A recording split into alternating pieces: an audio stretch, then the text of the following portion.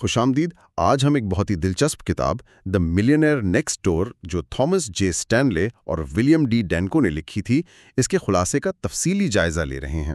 جی، یہ کتاب 1996 میں آئی تھی، لیکن اس کی باتیں آج بھی بہت اہم ہیں۔ بالکل، اور آج ہم اسی خلاصے سے یہ سمجھنے کی کوشش کریں گے کہ حقیقی دولت مطلب اصل میں پیسہ بنتا کیسے ہے، خاص طور پر وہ طریقے جو ہمارے عام خیالات سے بالکل مختلف ہیں۔ صحیح۔ تو ہمارا مقصد یہ ہے کہ اس خلاصے سے وہ اہم نکات نکالیں جو دولت کے بارے میں ہماری شاید غلط فہمیوں کو دور کریں اور بتائیں کہ اصل کہانی کیا ہے۔ بالکل، جو اکثر ہماری توقعات سے بہت مختلف ہوتی ہے۔ اچھا، تو آئیے شروع کرتے ہیں۔ سب سے پہلی اور شاید سب سے حیران کن بات جو یہ خلاصہ ہمیں بتاتا ہے وہ ہے کروڑ پتیوں کی اصل تصویر۔ ہم اکثر یہی سوچتے ہیں نا کہ کروڑ پتی مطلب بڑی گاڑی، بڑا گھر، ڈیزائنر کپڑے، لیکن یہ کتاب کہتی ہے کہ یہ بات بالکل غلط ہے۔ جی ہاں، اور یہی اس کتاب کا سب سے بڑا آپ کہہ لیں انکشاف تھا۔ اچھا، 1996 میں جب یہ تحقیق سامنے آئی تو اس نے واقعی سب کو چونکا دیا تھا، کیونکہ اعداد و شمار سے یہ ثابت ہوا کہ امریکہ میں زیادہ تر کروڑ پتی وہ لوگ نہیں ہیں جو امیر نظر آتے ہیں، بلکہ وہ ہیں جو خاموشی سے بغیر کسی دکھاوے کے دولت جمع کرتے ہیں۔ یہ فرق سمجھنا بہت ضروری ہے، پوشیدہ دولت بمقابلہ نمائشی استعمال۔ پوشیدہ دولت مطلب چھپی ہوئی؟ بالکل، وہ لوگ جو بہت زیادہ خرچ کرتے ہیں، مہنگی چیزیں دکھاتے ہیں، ان کی آمدنی شاید زیادہ ہو، لیکن ضروری نہیں کہ ان کے پاس اثاثے بھی زیادہ ہوں۔ اصل میں اکثر ان سے کم ہوتے ہیں جو بالکل سادہ معمولی زندگی گزار رہے ہوتے ہیں۔ واہ! تو یہ پہلا بڑا سبق ہے، اصل دولت اکثر نظر نہیں آتی۔ اور اسی سے جڑا ہوا دوسرا نقطہ ہے جو شاید پہلے سے بھی زیادہ اہم ہے۔ جی، کہ دولت بنانے کا اصل راز آپ کی آمدنی کا سائز نہیں بلکہ آپ کا مالی نظم و ضبط ہے، آپ کی بچت کرنے کی عادت ہے۔ بالکل صحیح۔ خلاصہ بتاتا ہے کہ بہت سے کروڑ پتی وہ دراصل عام درمیانی آمدنی والے پیشوں سے تھے، جیسے ٹیچر تھے یا چھوٹے موٹے کاروباری مالک۔ تو سوال یہ ہے کہ وہ پھر کروڑ پتی بنے کیسے؟ ہاں، یہیں پر مصنفین وہ PAWs اور UAWs کا تصور لاتے ہیں۔ PAWs اور UAWs یہ کیا ہیں؟ PAWs کا مطلب ہے Prodigious Accumulators of Wealth، یعنی وہ لوگ جو اپنی آمدنی اور عمر کے حساب سے توقع سے کئی زیادہ دولت جمع کر لیتے ہیں۔ اچھا۔ اور دوسری طرف ہیں UAWs، یعنی Under Accumulators of Wealth۔ یہ وہ لوگ ہیں جن کی آمدنی تو اچھی خاصی ہوتی ہے، لیکن وہ اپنی حیثیت کے مطابق دولت جمع نہیں کر پاتے۔ کیوں؟ وہ کیوں نہیں کر پاتے؟ اکثر اس لیے کہ وہ لائف سٹائل انفلیشن کا شکار ہو جاتے ہیں، مطلب جیسے جیسے آمدنی بڑھتی ہے وہ اپنے خرچے بھی اسی تیزی سے بڑھا دیتے ہیں، کبھی کبھی تو آمدنی سے بھی زیادہ تیز۔ اوہ، اچھا، تو بچت کے لیے کچھ بچتا ہی نہیں۔ بالکل۔ تو یہ فریم ورک صاف بتاتا ہے کہ کیوں ایک بہت زیادہ کمانے والا ڈاکٹر یا وکیل وہ مالی مشکلات میں ہو سکتا ہے، جبکہ ایک کم آمدنی والا لیکن بہت ڈسپلن والا بندہ وہ خاموشی سے امیر بن سکتا ہے۔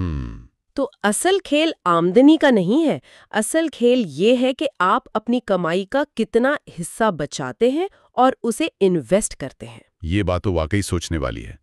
اچھا، آپ نے نظم و ضبط اور بچت کی بات کی، لیکن خلاصے میں ایک اور دلچسپ چیز یہ تھی کہ کروڑ پتیوں میں ایک بڑی تعداد ان لوگوں کی تھی جو اپنا کاروبار کرتے تھے یا خود ملازم تھے۔ جی ہاں، یہ بھی ایک اہم دریافت تھی۔ تو کیا اپنا کام کرنے اور دولت بنانے میں کوئی خاص تعلق ہے؟ جی، مصنفین نے یہی پایا کہ کروڑ پتیوں میں کاروباری افراد کا تناسب عام آبادی کے مقابلے میں کافی زیادہ تھا۔ اس کی کیا وجہ ہو سکتی ہے؟ اس کی کئی وجوہات ہیں۔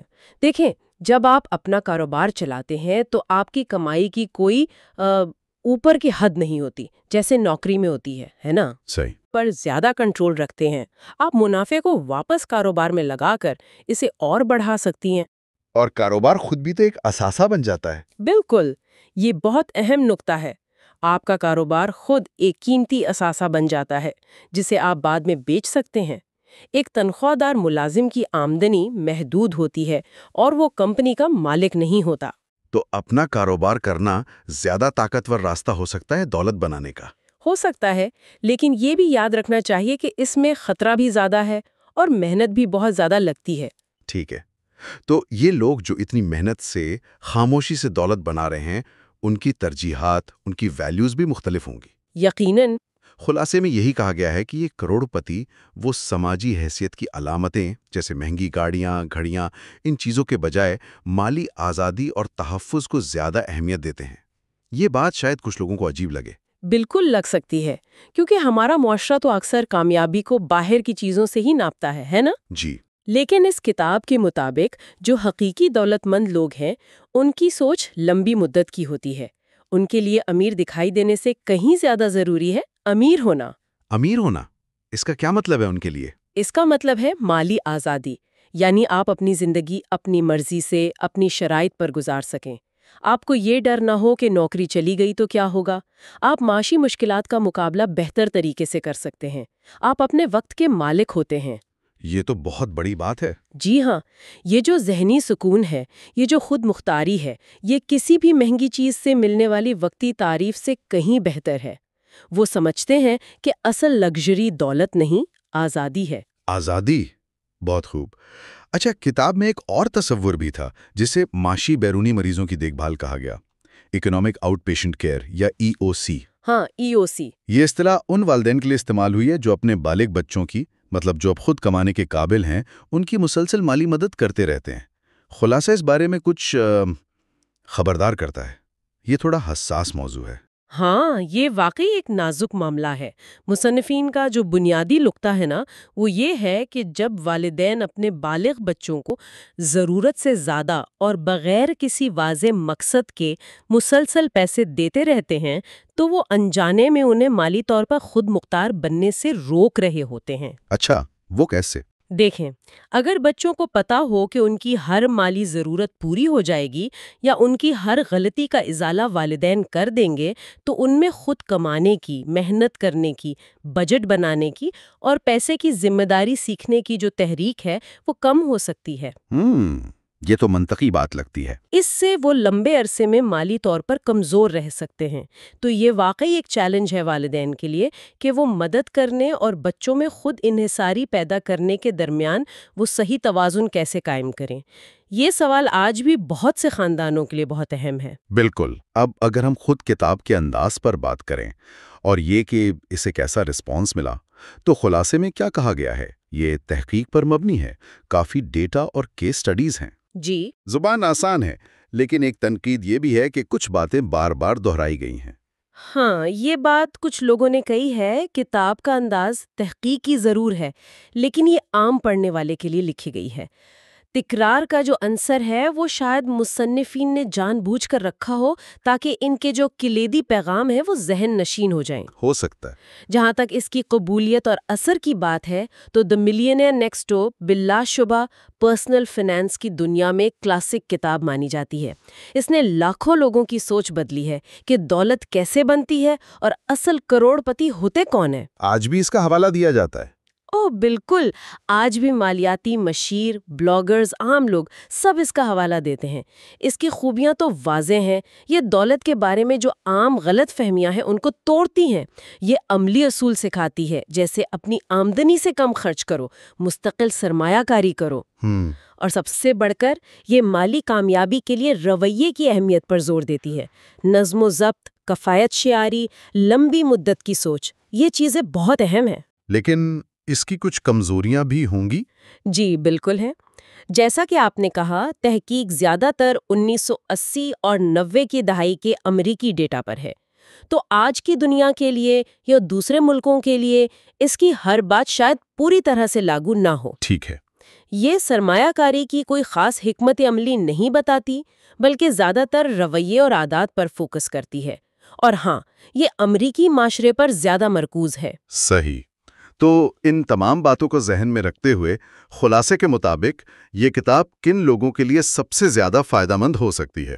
ماخذ کہتا ہے کہ یہ خاص طور پر ان نوجوان پروفیشنلز کے لیے بہت اچھی ہے جو ابھی کمانا شروع کر رہے ہیں اور خطرہ ہے کہ وہ اپنی بڑھتی آمدنی کے ساتھ خرچے بھی بڑھا دیں گے، یعنی لائف سٹائل انفلیشن کا شکار ہو سکتے ہیں۔ اور ان خاندانوں کے لیے جو نسل در نسل چلنے والی دولت بنانا چاہتے ہیں، ان لوگوں کے لیے جو کماتے تو اچھا ہیں لیکن مہینے کے آخر میں کچھ بچا نہیں پاتے، مطلب جنہیں بچت کرنے میں مشکل ہوتی ہے۔ بالکل، اور مجموعی طور پر ہر اس شخص کے لیے جو کوئی ٹیکنیکل انویسٹنگ گائیڈ نہیں ڈھونڈ رہا بلکہ اپنی مالی سوچ اور رویے کو بدلنا چاہتا ہے، یہ ذہنیت کی تبدیلی پر زیادہ زور دیتی ہے۔ ٹھیک ہے، تو اس ساری گفتگو کا، اس خلاصے کا نچوڑ کیا ہے، لب لباب کیا ہے، اگر ایک جملے میں بتانا ہو؟ دیکھیں، بنیادی پیغام بہت سادہ ہے لیکن بہت گہرا ہے۔ جی؟ حقیقی اور پائیدار دولت وہ نمود و نمائش سے یا صرف زیادہ آمدنی سے یا قسمت سے نہیں بنتی۔ تو پھر کیسے بنتی ہے؟ یہ خاموشی سے بنتی ہے، سالہ سال کے نظم و ضبط سے، کفایت شعاری سے، اپنی آمدنی سے کم خرچ کرنے سے اور مسلسل صبر کے ساتھ سرمایہ کاری کرنے سے۔ یہ بنیادی طور پر رویے اور ذہنیت کا کھیل ہے، آمدنی کا نہیں۔ واہ، یعنی رویہ آمدنی سے زیادہ اہم ہے۔ بالکل، اور یہ پیغام آج بھی اتنا ہی متعلقہ ہے جتنا 1996 میں تھا، شاید آج زیادہ ہو۔ آج زیادہ کیوں؟ کیونکہ مالی آزادی کے لیے آپ کا رویہ آپ کی تنخواہ سے زیادہ اہمیت رکھتا ہے۔ کتاب جس ذہنیت کی تبدیلی کی بات کرتی ہے، خرچ پر کنٹرول، بچت کو پہلی ترجیح دینا، لمبی مدت کی منصوبہ بندی، یہ اصول تو ہمیشہ کام کرتے ہیں۔ البتہ کچھ اور ہے۔ ہاں، ایک حتمی سوچنے والی بات ہے جو اس گفتگو سے نکلتی ہے، اگرچہ خلاصے میں شاید براہ راست ایسے نہ کہی گئی ہو۔ وہ کیا ہے؟ وہ یہ کہ کتاب کے اصول تو کفایت شعاری، نظم و ضبط اور لمبی مدت کی سوچ پر بہت زور دیتے ہیں، ٹھیک؟ جی ہاں۔ لیکن آج کی دنیا میں جہاں سوشل میڈیا پر فوری تسکین کا اور ہر چیز فوراً حاصل کرنے کا اور ظاہری کامیابی دکھانے کا دباؤ پہلے سے کہیں زیادہ ہے، ہاں یہ تو ہے۔ تو کیا آج ان اصولوں پر چلنا زیادہ مشکل ہو گیا ہے؟ کیا اس ڈیجیٹل دور میں جہاں ہر کوئی اپنی بہترین زندگی، چاہے وہ اصلی ہو یا نہ ہو، آن لائن دکھا رہا ہے، خاموش دولت بنانا اور اسے برقرار رکھنا ایک بڑا چیلنج بن گیا ہے؟ یا شاید ٹیکنالوجی نے کسی طرح سے آسان بھی بنا دیا ہے؟ یہ واقعی ایک گہرا سوال ہے جس پر سوچا جا سکتا ہے کہ آج کے دور میں ان اصولوں پر عمل کرنا کتنا مشکل یا آسان ہے۔ جی بہت خوب۔ اس دلچسپ نقطے کے ساتھ ہی آج دی ملینئر نیکسٹ ڈور کے خلاصے پر ہماری یہ گفتگو اپنے اختتام کو پہنچتی ہے۔